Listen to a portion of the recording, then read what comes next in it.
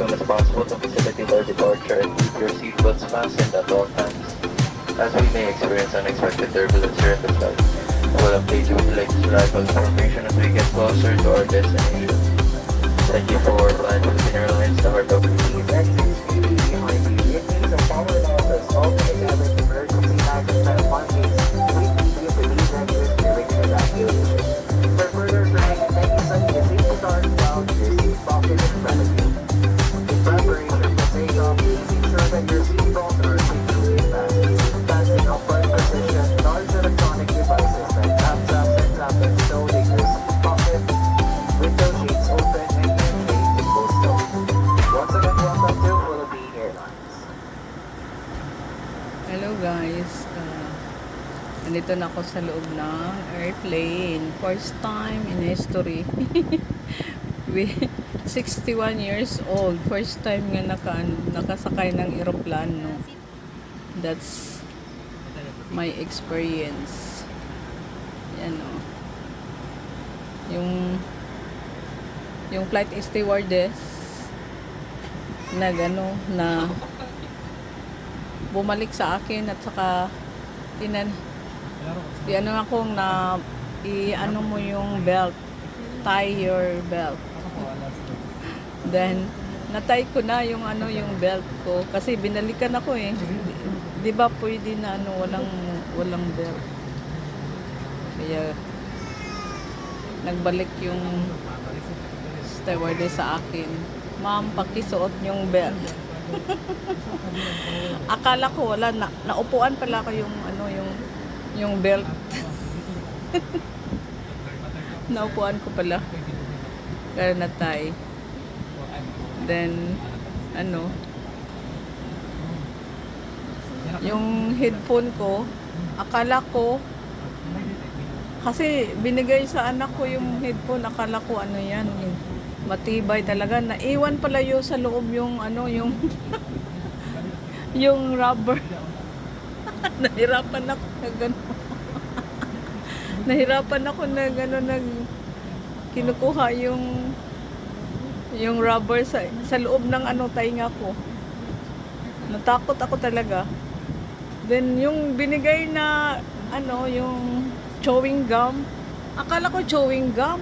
Di pala, candy pala yung na kaya nagtaka ko, bakit na na baka nalunok ko yung bubble gum. Candy pala. Bakit na na kaya natakot ako baka nandito sa sa lalamunan ko yung bubble gum. Pala, chewable candy pala yung binili sa anak ko. Yan, that's my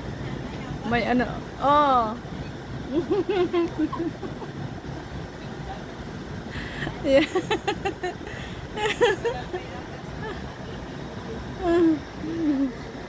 Yan, may then madali pala yun kasi yung nagkain ako ng green peas.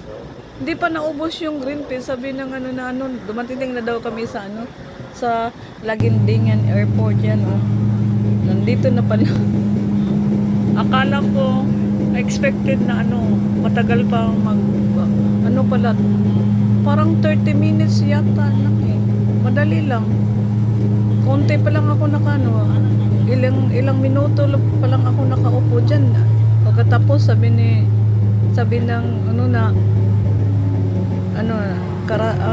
dumating na kami sa Laguindingan Airport. Yeah. Yan. Ito na ang may experience sa loob ng airplane. First time at 61 years old. Kasi hindi mo ngayon lang ako nakasakay ng eroplano. Kasi birthday ng mama ko sa Cagayan. Sabi ng anak ko, airplane daw parang madali lang makarating. Kasi 91 years old yung mama ko, nandun sa Cagayan, sa Manolo Portage, yung sa Alahi. Nandun yung mama ko. Kaya nag-airplane talaga. Sabi ko, huwag na lang, magbarko na lang ako kasi ayaw ko Hindi ko man alam kung paano yan, saan ako hindi, talaga hindi ako alam. Kaya nagpa-assess ako ng ano, sa airport ng Lapula. Yung pag sa airport ng Lapu-Lapu. Nagpa-assess kasi. Senior kasi eh. Yan. Hinahatid ako sa yung saan ako mag ano ng sasakay ng airplane. Yan. That's my yan. Ito na, dumating na kami sa Lagingdingan Airport. Yan ang mama ko. So, sumama na nagsundo sa airport. Yan, yung mama ko. At around 9, mga 9:30 talaga kami dumating doon. Sabi ng ano ko, baka daw hindi ako nakasakay kasi naubos na yung lahat ng sa aeroplano, hindi pa ako nakababa. Kasi hindi ako marunong mag ano sa ano yung belt ba. Hindi ko nabuksan kaya sabi ko paano to, mahiya akong magtanong na ano lang, naisipan ko magtanong na lang ako paano gagawin, kaya natagalan ako doon pagbaba. Thank you. Thank you for watching. Bye. That's my experience. Dahil ang para gasolina.